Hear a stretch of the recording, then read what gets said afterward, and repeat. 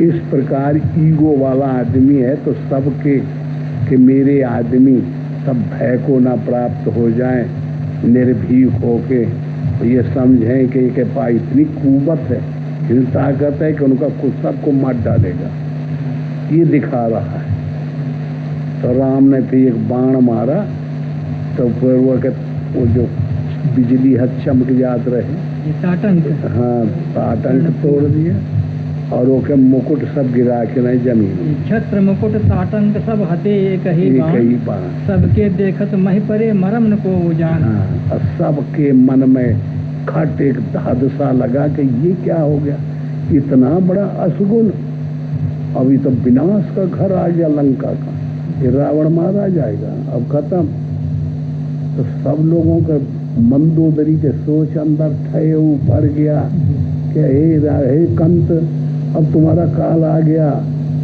अरे कहे धट गहरा के हंस पड़ा, कहे बहुत क्या बात करते हो, ये जमानी के गड़गड़े हैं जहाँ हमने ऐसा झाड़ दिया गिर गए, ये मुकुट गिरे, शुभ होता है क्या शुभ होता है, फिर उठा कर रख लो सारे, क्या मतलब ऐसे बहरा के सबको लेके चल देता है। तो इतना बेईमान था वो, मानता ही नहीं था। जब कहीं जैसे सिरों कटे जो है शुभ है, शुभ है, मुकुट गिरे कौन बारी गड़बड़ी भाई। तो फिर जो है, और मंदोदरी कहते हैं बुद्धि, बुद्धि हमारे सबके पास है, ये सजातीय और विजातीय दोनों पक्षों की सपोर्ट करने वाली चीज है बुद्धि। मंदोदरी नाम है ना। अब जब किसी ने इस कथा का जो कंपोजिशन किया है, रचना की है, गढ़ा है इसको, तो इनके नामकरण करने पड़ते हैं। मन को दोदने वाली, दोदना कहते हैं समझाने का, मन दोदती है, समझाती रहती है, उसका नाम मंदोदरी बुद्धि। तो इस तरीके से उसके मन में वहीं से समा गया कि रावण के रूप अच्छा नहीं है, वो बहुत कला युक्त है, बुद्धि से तीव्र गति वाला, समझने वाला अलौकिक तत्व इस शरीर के अंदर नहीं होता।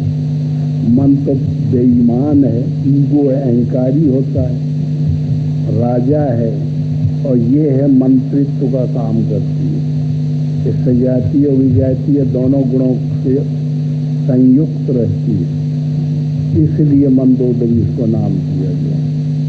हाँ, ऐसे मेघनाद, मेघ के समान जिसकी गर्जना हो,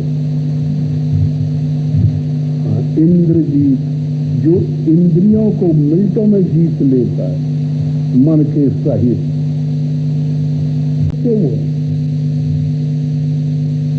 समझे। तो ये जो पांडव लोग हैं, पांडव कहते हैं पुण्य से जिनकी संतान पैदा हुई हो, पुण्य से पैदा हुए, धर्म रूपी धर्मराज, और जो है भाव रूपी भीम, अनुराग अर्जुन, सत्य सहदेव, नियम नकुल, ये पुण्य से पैदा हुए हैं, सजातीय सद्गुण हैं। और ये जब पांचों जिस साधक के पास आ जाए, नियम आ जाए, सत्य आ जाए, अनुराग आ जाए, भाव आ जाए, धर्म आ जाए, तो ध्यान लग जाएगा ईश्वर। द्रौपदी पांचों की पतिया, ध्यान रूपी द्रौपदी आए, वही स्त्री न हो। हाँ, और दुर्बुद्धि रूपी दुशासन है, मोह रूपी दुर्योधन है इस मोह की सभा में, और चित्त रूपी तीर है, और ध्यान को, चित्त को खींचना, ध्यान ना लगे पावे, ये दुर्बुद्धि रूपी दुशासन काम करता है। आ गया ना एक साधक के ध्यान के अंदर सब चीज, ऐसा ये बनाया गया। यही से कृष्ण कहते हैं कि उसी जगह पे द्रोणाचार्य हैं, इतने बड़े बलवान और गुरु, क्षमता रखते हुए, तो जब चाहते तब किसी को डांट सकते थे, उनका पावर था। पितामह भीष्म है, वो अद्वितीय बलवान है, उसकी इच्छा मृत्यु उसके हाथ में है, लेकिन बोले नहीं ये लोग, दुर्योधन को डांट नहीं सके कि ये अन्याय हम लोगों के सामने न करो, तुम इतने बड़ा वो नहीं हो गया है कि ये बहुत बड़ा हर्ज है, परमात्मा की शक्ति को तुम ललकारते हो, इसका परिणाम जानते हो, हम सबकी मौत है ये द्रौपदी न हो, ये ध्यान में परिपक्व अवस्था को प्राप्त होगी तो हम सब लोगों को हनन होना पड़ेगा, भरम मारा जाएगा, दैत्य का द्रोणाचार्य मारा जाएगा, करम रीति करण मारा जाएगा, मोह दुर्योधन मारा जाएगा, ये असगुणों का केंद्र शकुनी मारा जाएगा, ये कोई बच नहीं सकता। हाँ, तो इसकी इज्जत नहीं किए सब लोग, तो कृष्ण कहते हैं कि इनके द्रौपदी का अपमान करने में जो ये सब सहयोगी थे, इसलिए इन्हें पितामह से इनको मारने के लिए पर्याप्त पाप बन चुका है, इनका मार देना अब कोई दोष नहीं लगेगा, इसलिए इनको मारो अर्जुन, ये कोई पिता वगैरह कुछ नहीं है तुम्हारे। हाँ, ये मन से मारो। तो इस तरीके से सबसे निकलना पड़ता है। कहे विजातीय सब दुर्गुणों में कोई गुण नहीं होते क्या? दानव बड़े बड़े बलवान हुए हैं, ऐसी ऐसी यज्ञ किए हैं, गर्दन दे देते हैं, देवता कभी नहीं दे सकते, समझ में आया? लेकिन नहीं, उनको सबको हनन करना ही पड़ता है। अब बताइए, ये क्या नाम है, बलि में कोई दोष था? उसके चरित्र को निहारो, हाँ?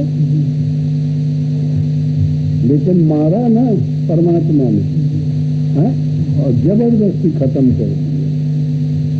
और गुरु द्रोणाचार्य, लेकिन वो मौलिक रूप से दोषी था। वो जो अविद्या जनित कृत में था, वो सबका मूल कारण था। और जो ये रहा, क्या नाम है, प्रहलाद का बाप,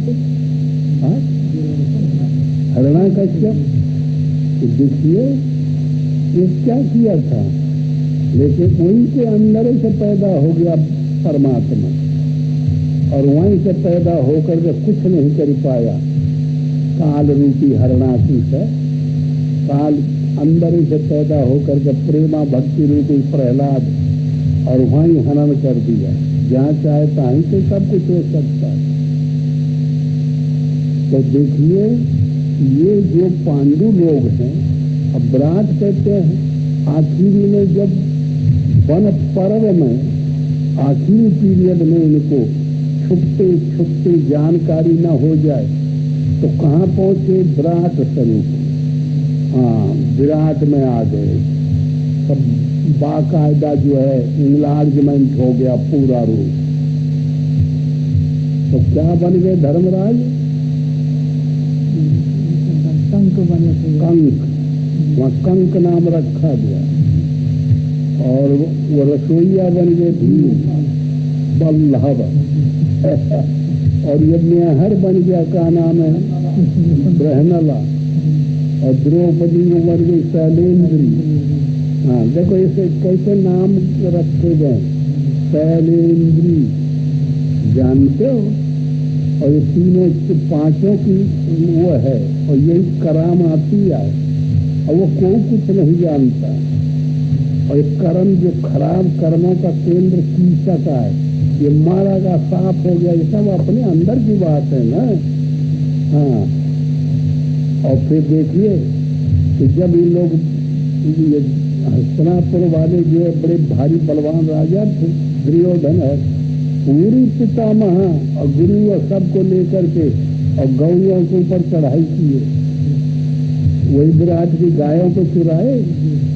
जब विराट शरीर को प्राप्त हो जाता है, छठवीं भूमिका में साधक पहुंच जाता है, तो विराट का रूप बन जाता है। इसके पास इंद्रियां अनुकूल होकर के कामधेनु बन जाती है, तो विराट सबसे बड़ा राजा माना जाता है। तो वहां पहुंच जाते हैं। तो उनकी गायों के चोरे से पता तब चलेगा कीचक को इनके भ्रम हो गया। तो कीचक को बगैर भीम के अलावा कोई मार नहीं सकता। 10,000 हाथी का बल है उसमें और 10,000 भीम में था, 10,000 दुशासन में था, 10,000 ये कृष्ण के साथ ये थोड़ा पागल रहा। अरे शिशुपाल नहीं हुआ, ये बलराम। हाँ, ये 5-7 जो बलवान थे उस समय। हाँ, तो वो कीचक को ये हुआ कि उसको वही कीचक को इसने मारा, ये भीम ने। तो दुर्योधन सोचने लगे तो ये होगा चलो गाय का सौदा जाए तो अपने आप पता चलेगा। तो क्या कर सकता है, देखो कैसे भेद खुलेगा। तो ये सब लेकर ये गायन का अपहरण कर लिए विराट। और वह का लड़का रहा वह उत्तर, वो बेवकूफ रहा। और कंक जो सब गुरु है यहाँ, तो वो कहा बोला नहीं ये तो मत ले जा रहने लागो, मेहर को ले जाओ। हाँ, तो वो राजा और वो कहे बोला रे ये महरिया का बदनामी ना कराओ, तुझे ये तो बलवान न हो। अरे कह ले जाओ इसको भाई। और कितना सहे का है। हाँ, अब बताइए कल जब देखे थे तो वो कीचकों का घसीट के ले आया हो के द्रौपदी जन। हाँ, और सहन कर रहे हैं। ऐसे से मुझे जरूर कुछ आकृति बिगड़ जाती है। और वो हा हंसता है। और राजा कुछ बोला, डरता था। और वो जर्नल था ना उसकी मिलिट्री का पूरे का, वो बोल कैसे सकता। और बहन से तालमेल हो गया था। तब फिर तत्काल उसके कंक ने कहा बोले शैलेंद्री तू क्या करती है, समय नहीं है कुछ करने का, समझते नहीं है समय को। जाओ वो काम करो जो तुमको विधान है, चल। समझ गई खट बात जाए। वो भागा तो मैं पकड़ के सारे का भाई मुरेड़ दो यहाँ। तो कह दिया ये क्या करते हो, पागल हो, तुम्हारे प्राण कहाँ जाएंगे। अब भाई जब ये सब हल्ला मच जाएगा तो फिर हम लोग वनवास में 12 साल चले जाएंगे। एक को मरा को जिया तो फिर तेरा प्रण पूरा होगा।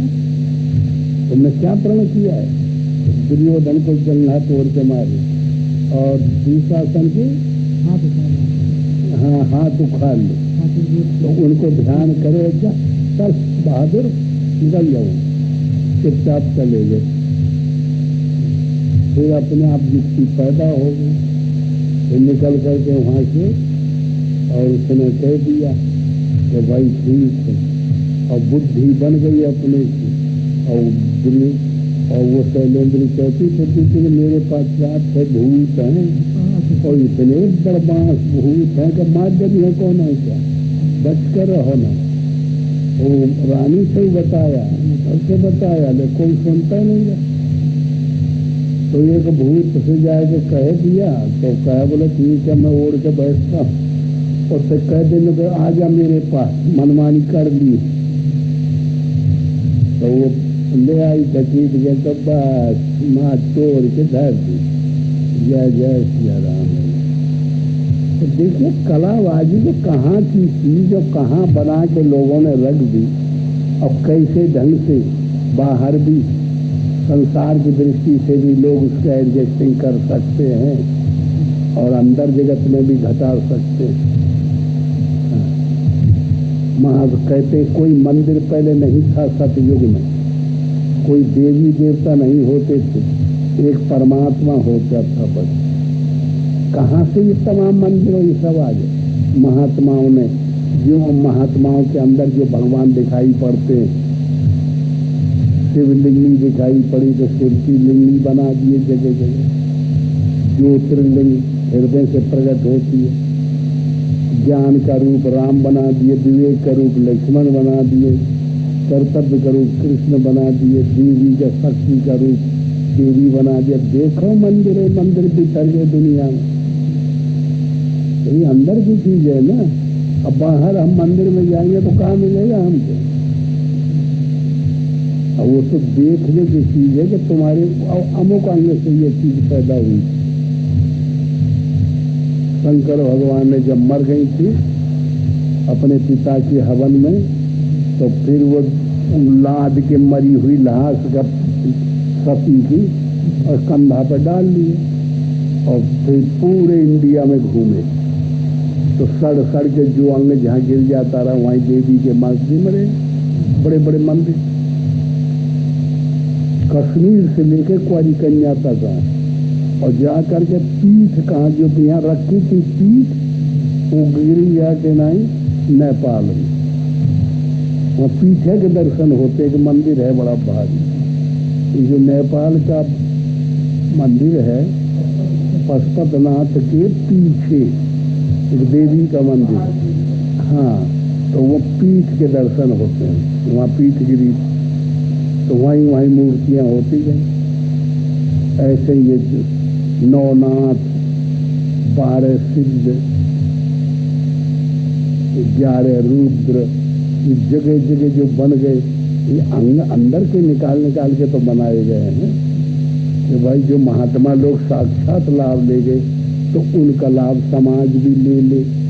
तो काय के लिए बाहरी कल्पना की, संसारी कल्पना की प्रार्थना करें, उनकी पूर्ति है।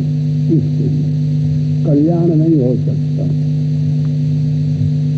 अच्छा अच्छा, तो बिचारी गए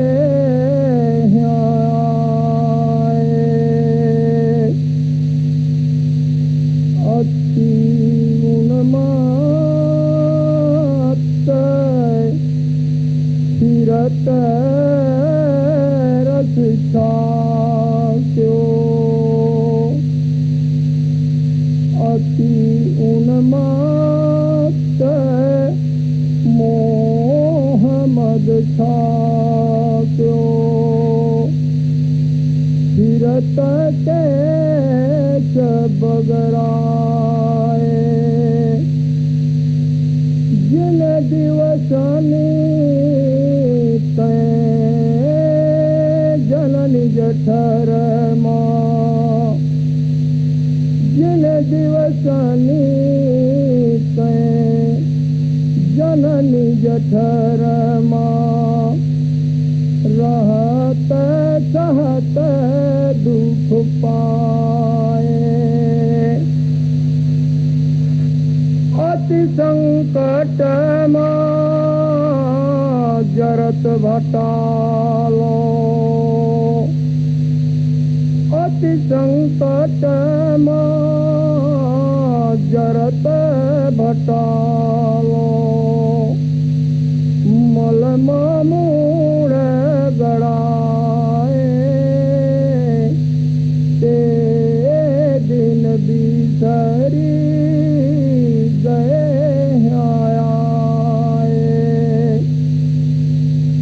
अति संकट माँ, अति संकट माँ, मल मूढ़ गड़ाए, ते दिन बिसरी गए आए, तब धोपों रहा संग तेरे, तब धोपों ने रहा संग तेरे, खान पान पहुँचाए, किन्ह कहाँ आ जाऊँ चित्त नहीं धारत, किन्ह कर जाऊँ चित्त नहीं धारत,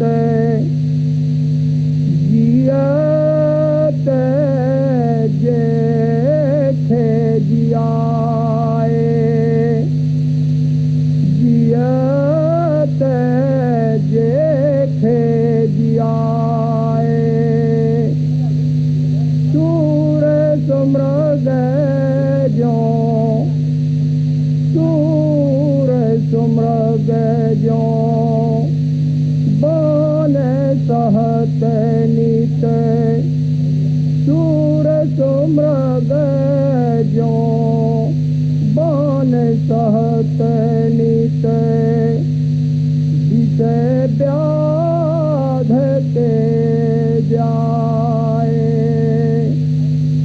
सूर सुमृग जो बान सहत नित विषय व्याध के जाए ते दिन बिसरी गए आए ते दिन बिसरी गए आए। ओम श्री गुरुदेव भगवान।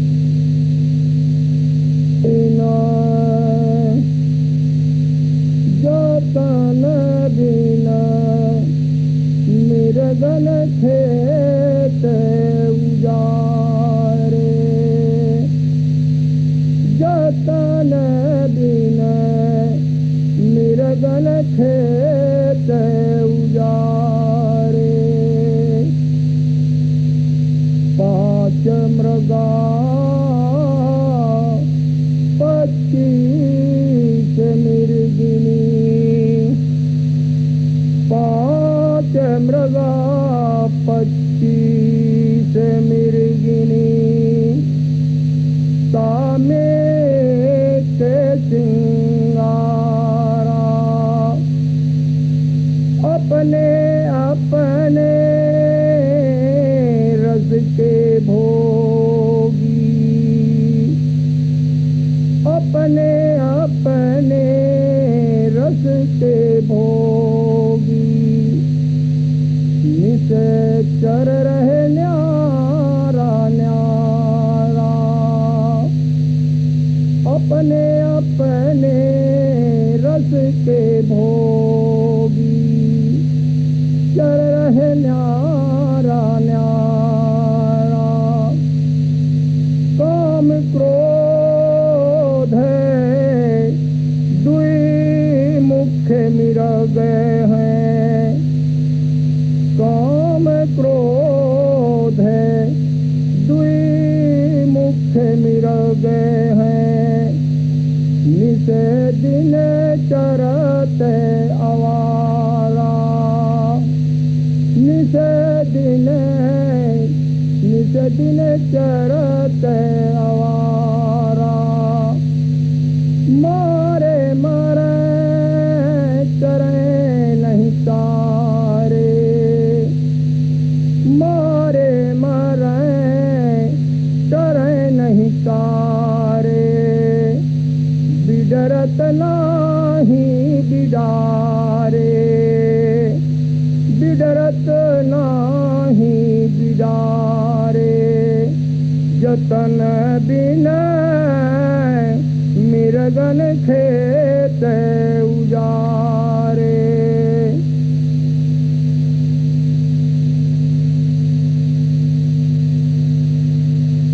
ओम श्री सदगुरुदेव भगवान।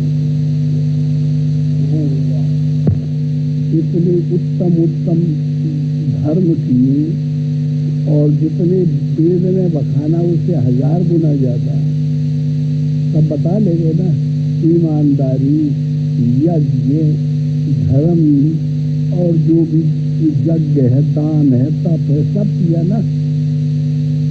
एक ऐसा चक्करबाजी फंस गया प्राकृतिक कि मन में आई कि भाई चलो शिकार करने बस यहीं से पैट बदलता है ना होल्ड हो गया और फिर वो में जाके फंसते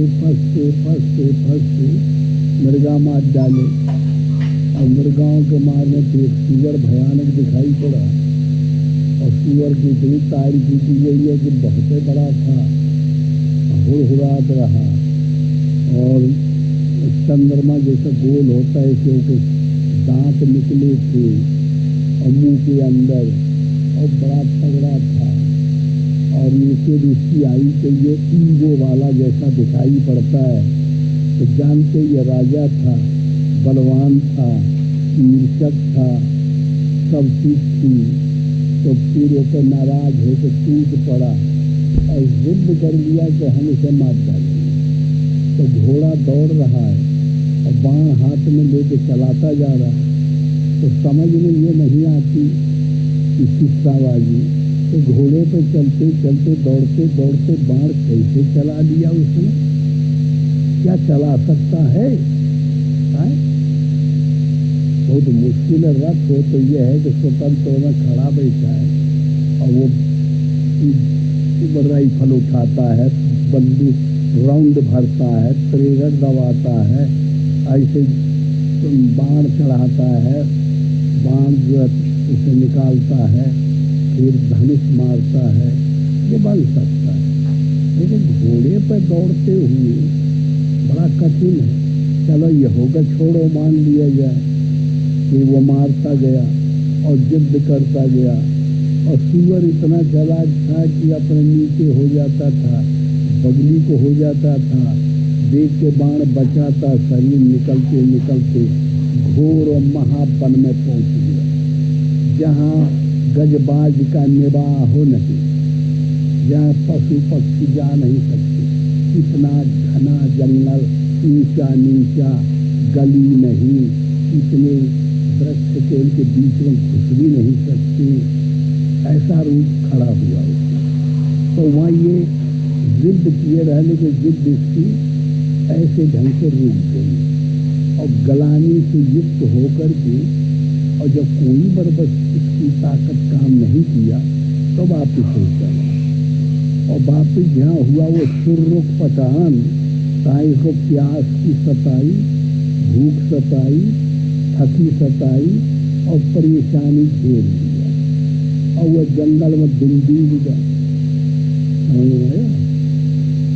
पानी मिलाया नहीं मिलता था, तो इधर उधर जब ताक किया तो फिर उससे बाबा दिखाई पड़ा। बाबा भी था नहीं, वो ससुर पुराना राजा था, जब ये विश्व विजय के लिए निकला था, तमाम राजाओं को मार मार के सब देश छुड़ा लिए थे, तब ये विश्व विजयी हुआ। उन्हीं में से ये एक राजा था जो जीव बचा के, मिलिट्री मरवा के देश को दे के और भाग पर आ गया था, और जंगल में जाके महात्मा के रूप में और वहाँ छुपा। और संयोग देखिए कि यहू का लहान बैठ गया, वही राजा जो इसको मारा था, अब वो ये के जंगल में आके फंस गया।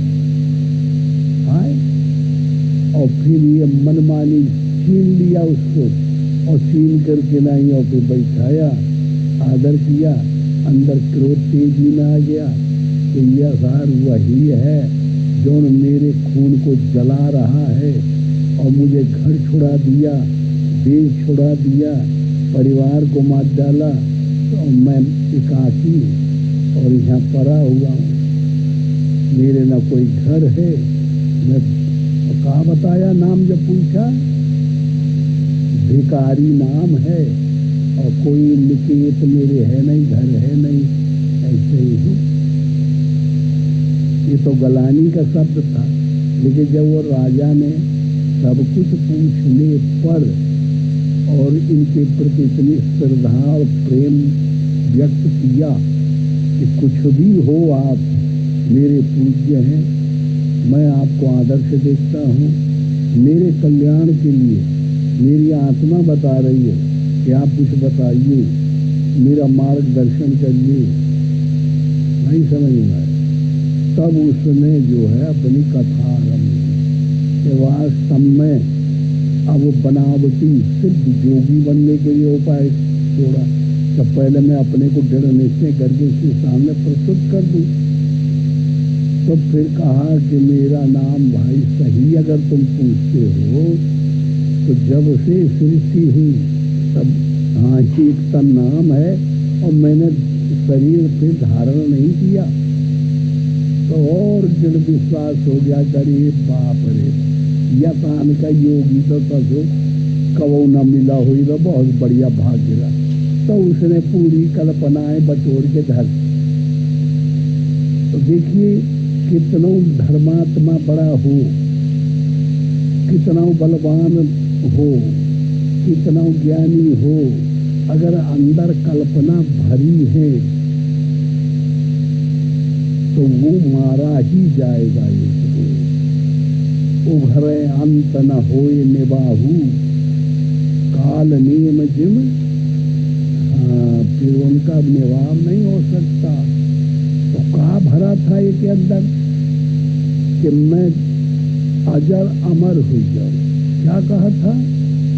जो देखा कि ऐसा महात्मा मिल गया तो अब मेरी कल्पना पूरी हो जाए। और बार बार तुलसीदास कह दिए कि ये बिल्कुल अनपेक्ष साधना करता था, इच्छाओं से राजा रहित रहा, परिणाम कभी वो सोचता ही नहीं था, काम धर्म करता था, उसके विषय में निष्काम भावना से परमात्मा की आराधना में लगा रहता था। ऐसा आ गया है ना? है? हे